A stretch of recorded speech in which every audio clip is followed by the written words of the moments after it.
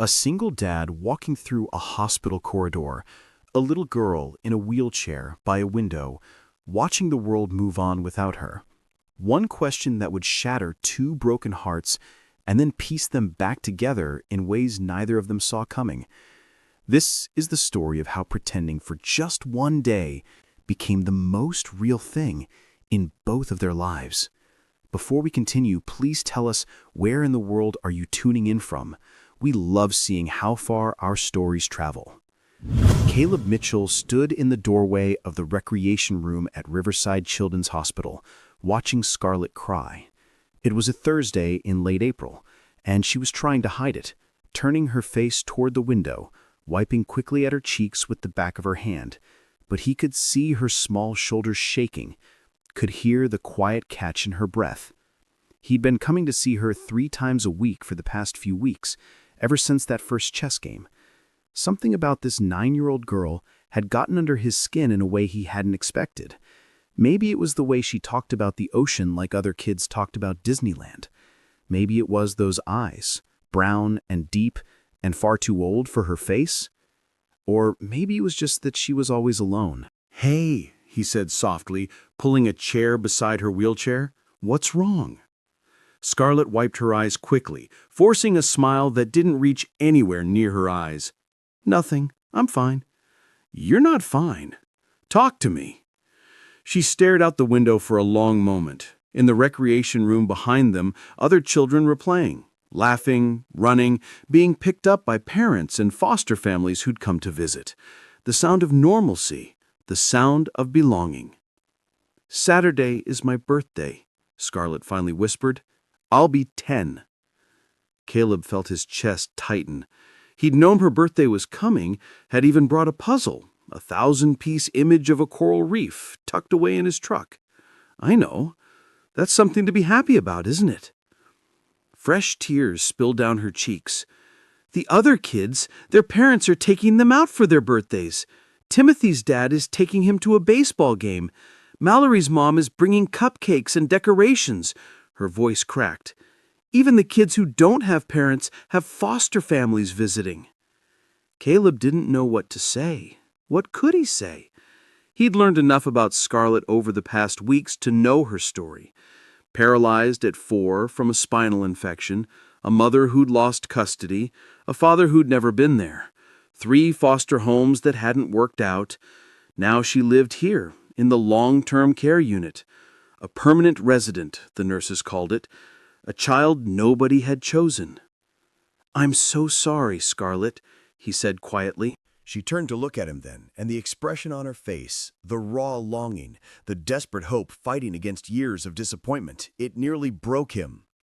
"I just want to know what it feels like," she said, "just once, to have someone there who's supposed to be there, someone who chose me." The words hung in the air between them. Around them, life continued, beeping monitors, squeaking carts, children laughing, but in that moment it felt like the world had narrowed to just the 2 of them. Scarlett took a shaky breath. When she spoke again, her voice was barely above a whisper. "Sir, could you pretend to be my daddy, just for one day?" Time stopped. Caleb felt like someone had reached into his chest and squeezed his heart. The question was so simple, so small, so heartbreaking in its modesty. She wasn't asking for a real father. She wasn't asking forever. Just pretend. Just one day. "Scarlett, I know it's weird," she said quickly, looking down at her hands in her lap. "I'm sorry. Forget I asked. It's stupid." "It's not stupid." Caleb reached out and gently lifted her chin so she'd look at him. Her eyes were swimming with tears, with fear of rejection, with hope she was terrified to feel. "It's not stupid at all." He thought about the empty apartment he'd go home to tonight, the silence that had lived there for over a year, the way he'd been moving through life like a ghost, present but not really there. And he thought about why he'd started volunteering at this hospital in the first place. "I would be honored," he said. Scarlett's eyes went wide. "Really? Really? What do you want to do for your birthday?" For a moment, she just stared at him, like she couldn't quite believe what she was hearing. Then her whole face transformed, the 2 old eyes suddenly looking young and bright and full of wonder. Could we go to the aquarium? I've always wanted to see one. Then that's what we'll do. Scarlett launched herself forward in her wheelchair, wrapping her arms around his neck. She was crying again, but these were different tears. Relief. Joy. The kind of tears that came when you'd been holding your breath for so long you'd forgotten what it felt like to breathe. Caleb held her, feeling his own eyes burn. He didn't know this girl's whole story yet. Not really. And she didn't know his. But somehow, in this moment, none of that mattered. What mattered was that for the first time in a long time, he felt like he had a purpose. That night, Caleb sat in his truck in the hospital parking lot, staring at his phone. He'd already called Cindy, Scarlett's social worker, and gotten the initial approval for a day trip. "You're sure about this?" Cindy had asked. "It's a big responsibility, taking her out for the day. She'll need—" "I know what she needs," Caleb had said. And he did. He'd been paying attention. Now he was looking at his contacts, his thumb hovering over a name he hadn't called in months. His ex-wife, Lauren. They didn't talk much anymore. Not since Annie. Annie. His daughter had been 6 when she died. A routine surgery. That's what they'd called it. Tonsils. Something thousands of kids had done without incident. But Annie had been the exception. Complications during anesthesia. Cardiac arrest. Gone before he could even get to the hospital. That was 18 months ago. The divorce had happened 2 years before that, when Lauren couldn't handle his long hours as a construction foreman anymore. "You never hear," she'd said. "I'm raising Annie alone." And maybe she'd been right. Maybe he had been too focused on providing, on building a future, to see that the present was slipping away. After Annie died, the apartment felt like a tomb. Work felt meaningless.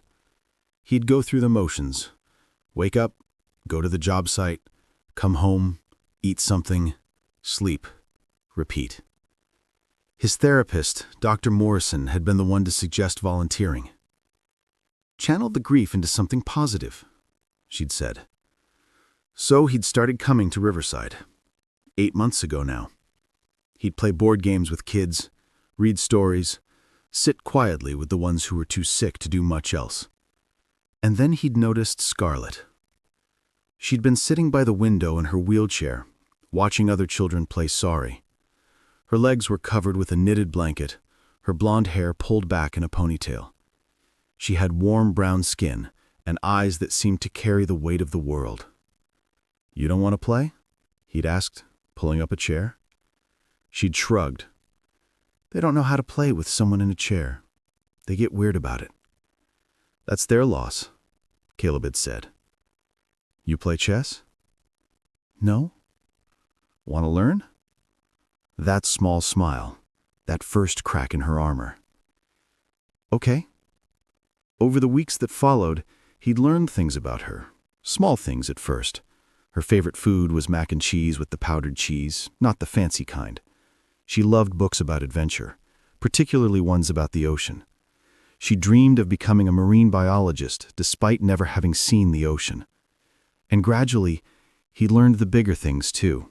She'd been paralyzed from the waist down since she was 4, a severe spinal infection that had gone undiagnosed too long. Her mother had struggled with substance abuse and had lost custody when Scarlett was 5. Her father had never been in the picture. By age 7, she'd been through 3 foster homes. Each placement had fallen apart when families realized the extent of care she needed. Bathroom assistance, physical therapy appointments 3 times a week, special accommodations, a wheelchair-accessible home. It was too much for most people. So now she lived here, in the hospital, full-time. A child who belonged nowhere, who'd learned not to hope for anything permanent. And Caleb had watched her, week after week, sitting by that window, watching other kids get picked up by their families, watching life happen to everyone but her. He'd felt something shift in him, something he hadn't felt since Annie died. The need to protect, to provide, to matter to someone. Saturday morning came fast. Caleb arrived at Riverside at 8 o'clock sharp, his truck freshly cleaned and detailed. In the passenger seat sat a bouquet of daisies.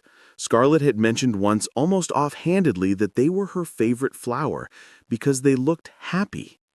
He'd barely slept the night before, kept running through the day in his mind, making sure he'd thought of everything. He'd called the aquarium ahead of time to ensure they had wheelchair accessibility. He'd gotten permission to enter through a staff entrance to avoid the crowds. He'd even arranged, after explaining their story to the aquarium director, for a private viewing of the dolphin tank. But now, walking through the hospital corridors toward Scarlett's room, he felt nervous in a way he hadn't expected. What if she'd changed her mind? What if she woke up this morning and realized how strange this was, asking a volunteer to pretend to be her father for the day? What if he'd disappointed her? He reached her room and knocked softly. "Scarlett, it's Caleb." "Come in." He pushed open the door and stopped. The nurses had helped her get ready. She wore a yellow sundress with small white flowers embroidered along the hem. She sat in her wheelchair, hands folded in her lap, trying very hard to look calm, but failing completely. Her eyes were bright, her smile nervous and excited all at once. "Hi," she said shyly. "Hi yourself, birthday girl." Caleb held out the daisies. "These are for you." Scarlett's eyes filled with tears immediately. "You remembered." "Of course I remembered." She took the bouquet, burying her face in the flowers. When she looked up again, she was crying and smiling at the same time. "Thank you." One of the nurses, Patricia, a kind woman in her 50s who'd worked in the pediatric wing for 20 years, appeared in the doorway, her own eyes misty. "You two have a wonderful day," she said.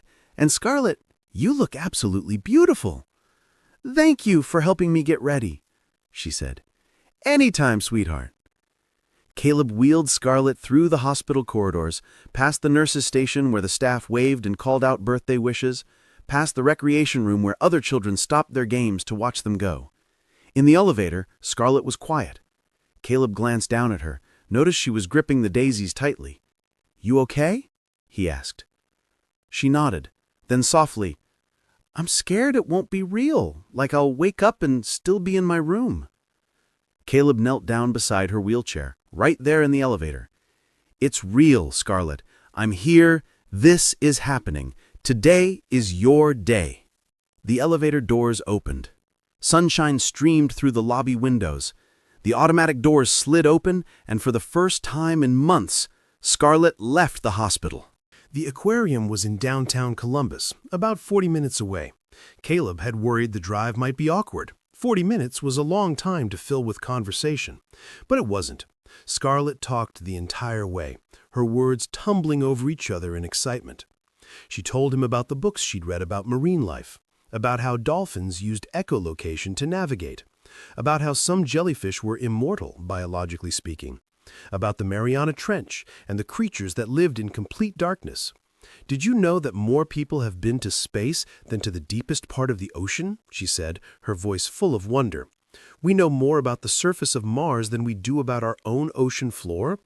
"I didn't know that," Caleb said, smiling. "You really do know your marine biology."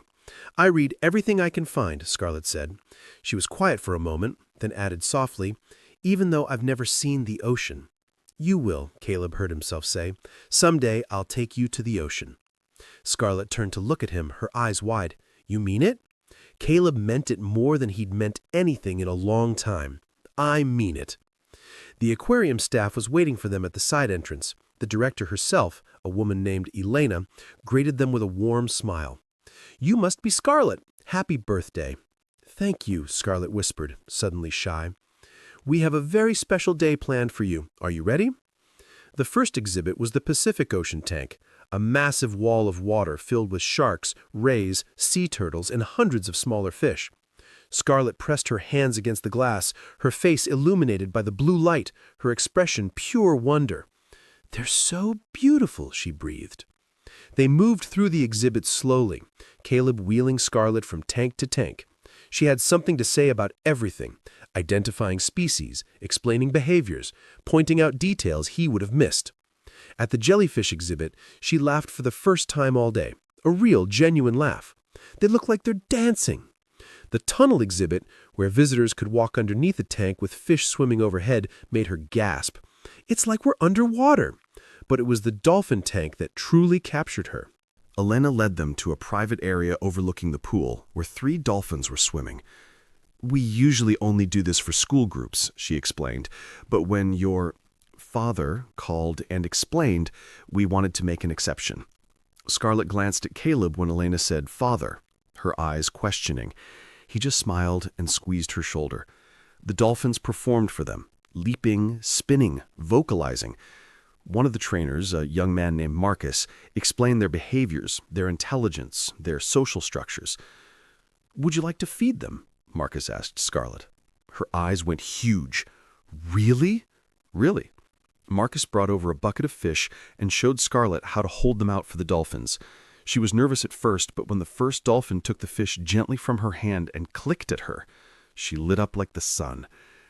"Did you hear that?" she said to Caleb. "He's talking to me." Caleb watched her, this child who'd been invisible for so long, finally being seen, finally experiencing joy, and he felt something crack open in his chest, something that had been locked tight since Annie died. It felt like healing. After the dolphins, they went to the touch pool, where Scarlett could pet starfish and sea urchins. Her hands trembled as she reached into the water, but once she touched the first starfish, she couldn't stop smiling.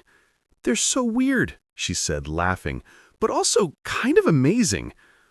After the aquarium, they went to a small Italian restaurant nearby, one Caleb had called ahead to ensure had accessible seating, and a private corner where they wouldn't be bothered. They ordered pizza, pepperoni for Scarlett, mushroom and olive for Caleb, and talked about the dolphins, the jellyfish, the giant octopus they'd seen hiding in a corner of its tank. "This is the best day of my life," Scarlett said, taking a bite of pizza. "Really, the absolute best." "Mine too," Caleb said. And he realized it was true. When the waiter brought out the birthday cake, chocolate with vanilla frosting, which Scarlett had mentioned was her favorite, the entire restaurant staff came out singing Happy Birthday. There was one candle in the center, flickering with a small flame. "Make a wish," Caleb said. Scarlett closed her eyes, her face serious with concentration. She took a deep breath and blew out the candle with such determination that Caleb found himself hoping desperately that whatever she'd wished for would come true. After the meal, they sat in the truck for a while, neither of them quite ready to return to the hospital yet. The sun was starting to set, painting the sky in shades of orange and pink. "Can I ask you something?" Scarlett said quietly. "Anything." "Why did you say yes when I asked you to pretend?" Caleb was silent for a long moment. He thought about Annie, her laugh, her terrible jokes, the way she'd curl up in his lap when she was tired. He thought about the hole her death had left in his life, about the way he'd been going through the motions for 18 months, feeling nothing, caring about nothing. He thought about what Dr. Morrison had said in their last session. Grief isn't something you get over, Caleb. It's something you learn to carry. And sometimes the way through it is to love again. "Because," he finally said, choosing his words carefully, "you reminded me that I could still be someone's dad, even if just for pretend, even if just for a day. You reminded me that I could still matter to someone." Scarlett reached over and took his hand, her small fingers wrapped around his calloused palm. "You're really good at it." "Thanks, kiddo."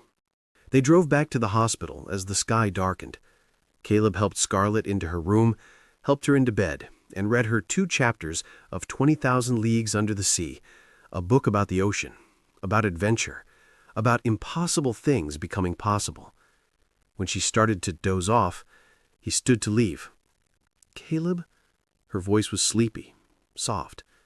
"Yeah? Today was perfect. Thank you for being my dad, even if it was just pretend." He leaned down and kissed her forehead. "Thank you for letting me." In the truck, driving home through empty streets, Caleb cried harder than he had since Annie's funeral. But these tears were different. They weren't just grief anymore. They were something else too. They were hope. Monday morning, Caleb called Cindy before his shift at the construction site. "What would it take," he said without preamble, "for me to become Scarlett's foster parent?" There was a long pause on the line. "Mr. Mitchell, that's a significant commitment. Scarlett needs specialized care.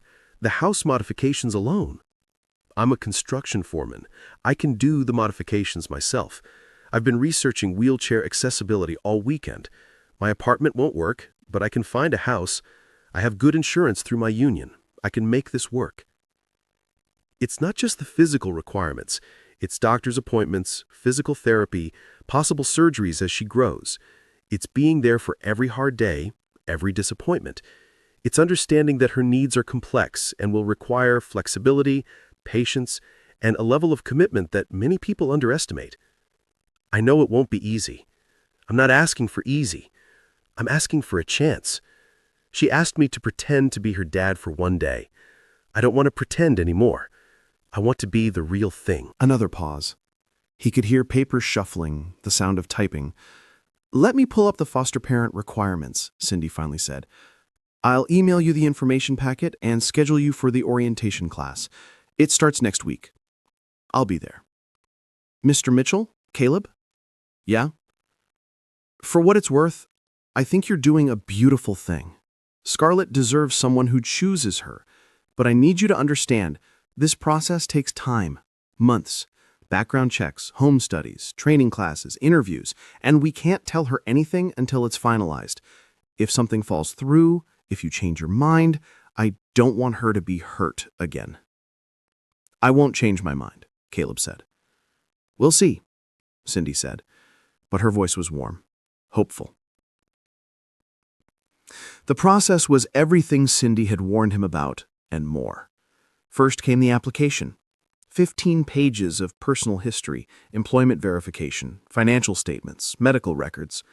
He sat at his kitchen table every night for a week, filling out forms by hand because his handwriting was better than his typing. Then the background check. Fingerprints, criminal history, driving record, credit check. They investigated everything. Talked to his ex-wife, his employer, his neighbors, even his therapist. Dr. Morrison's recommendation letter was glowing. "Mr. Mitchell has done tremendous work processing his grief," she wrote. "His desire to foster stems from a place of healing and genuine love, not from an attempt to replace what he has lost. He understands the difference. I believe he would be an excellent father to a child in need." The home study was harder. His apartment, a 2-bedroom place on the 3rd floor of an old building, was immediately ruled out. No elevator, no wheelchair accessibility. Caleb had known that going in. So he started house hunting. It took 3 weeks to find the right place. A small ranch house in a quiet neighborhood with good schools, 1 level, wide doorways, a backyard big enough for a garden. It needed work, but that was fine. That was what he did for a living. The mortgage ate up half his savings, but he didn't care. He closed on the house in early June, and then the real work began. Every evening after his shift, Caleb came home and worked on modifications. He widened doorways, installed ramps, put in grab bars throughout the bathroom. He lowered the kitchen counters in one section. He built a roll-in shower with a built-in seat. He paved a path from the driveway to the front door. His crew from work started showing up on weekends, big guys with bigger hearts, bringing tools and pizza, asking what needed doing. "You're really doing this, huh?" his foreman, Tommy, said one Saturday, helping Caleb install hardwood flooring. "Taking in a kid?" "Yeah," Caleb said. "Good for you, man. Annie would be proud." Throughout all of this, Caleb continued volunteering at Riverside, Tuesdays, Thursdays, and Saturdays. He never missed a visit with Scarlett. They played chess. They worked on that coral reef puzzle piece by piece. They talked about the ocean, about marine biology programs at different universities, about all the things she might do someday. He never told her what he was doing, never hinted that he was trying to become her foster parent. He couldn't, not until it was certain. The social worker had been clear about that. But sometimes he'd catch her watching him with those two old eyes, like she was trying to figure out if he was real or if he'd disappear like everyone else had. "You keep coming back," she said one day in late July, moving her chess piece. "Why?" "Because I want to," Caleb said simply. "Because I like spending time with you. But you don't have to. Your volunteer hours are on Thursdays. You come other days, too. Is that okay?" Scarlett nodded quickly. "Yeah, I don't want you to feel like you have to." "I don't feel like I have to," Caleb said. He looked at her across the chessboard. This girl who'd lived through abandonment after abandonment, who'd learned not to trust that anything good would last. "I feel like I want to. There's a difference." She moved another chess piece, not looking at him. "Checkmate." Caleb looked down at the board. She'd beaten him again. "When did you get so good at this?" "You're a good teacher," Scarlett said.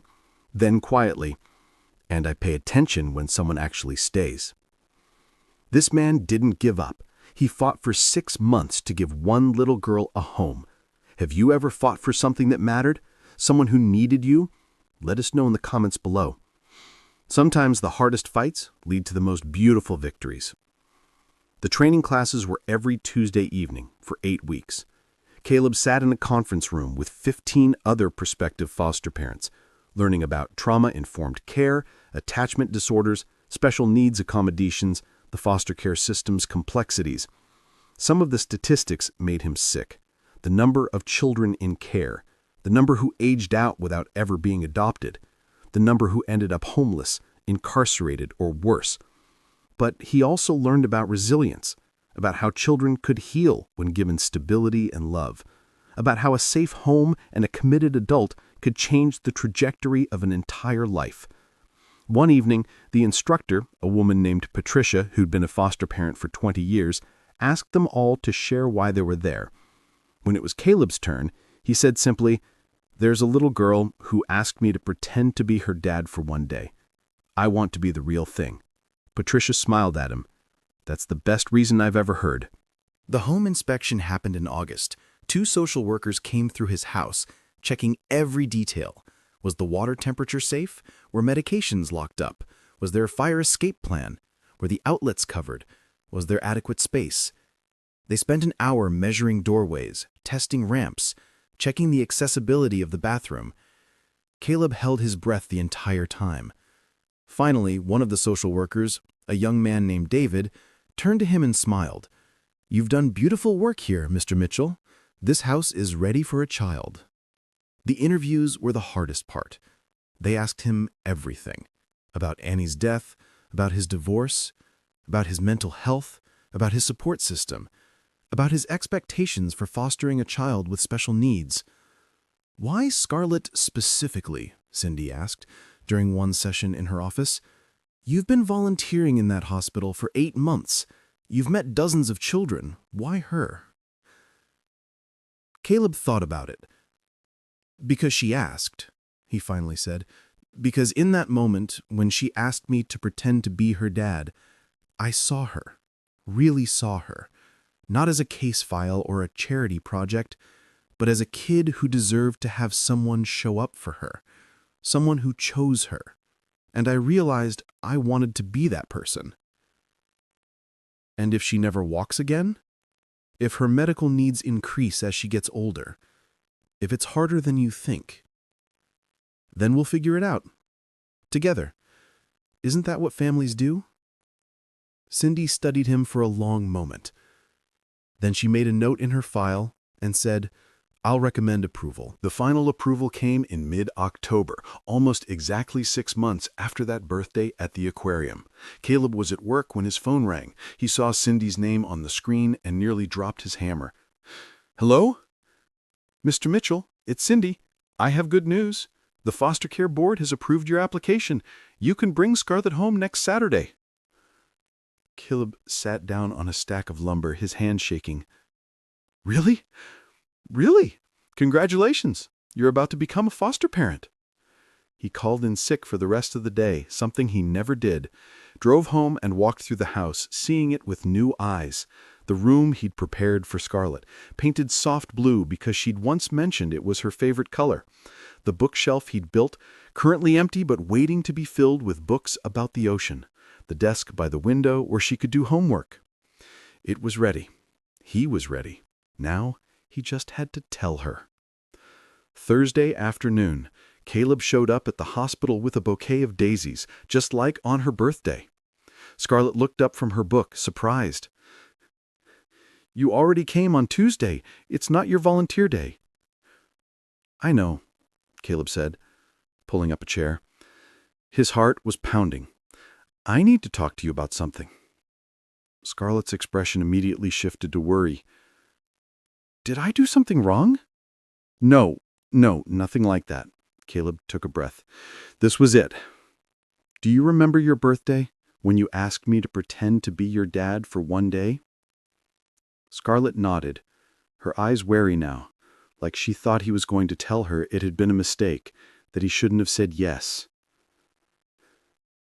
That day changed my life. It made me realize something. I didn't want it to be pretend. I didn't want it to be just one day. Scarlett stared at him, not breathing. So I talked to Cindy, and I started the process to become a foster parent. I've been working on it for 6 months, taking classes, fixing up a house, doing interviews, and yesterday I got the final approval. Tears were already streaming down Scarlett's face, but she hadn't said anything yet, couldn't seem to form words. Scarlett, Caleb said gently, I want you to come live with me. For real. Not pretend, not for one day, for as long as you want. Would that be okay with you? For a moment, she just stared at him. Then she whispered, You mean it? For real? Not pretend? For real. If you want to. You don't have to. She launched herself from her wheelchair into his arms with such force she nearly knocked him over. He caught her, holding her tight while she sobbed into his shoulder. 10 years of loneliness and abandonment pouring out all at once. I wished for this, she said between sobs. On my birthday candle, I wished that the pretend would become real. Caleb felt his own tears falling. Looks like wishes can come true. They stayed like that for a long time, holding each other in that hospital room while nurses quietly wiped their eyes in the doorway. When Scarlett finally pulled back, her face was blotchy and tear-streaked, but radiant.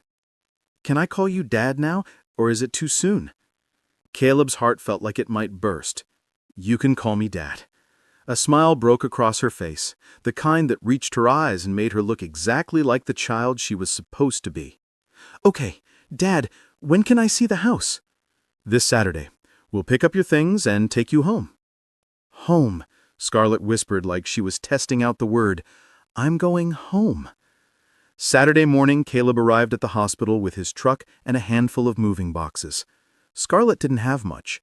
Clothes, books, the purple blanket with yellow stars that had been on her hospital bed for 3 years, the framed photo from the aquarium that the staff had given her, the two of them in front of the dolphin tank, both smiling like they'd discovered something precious.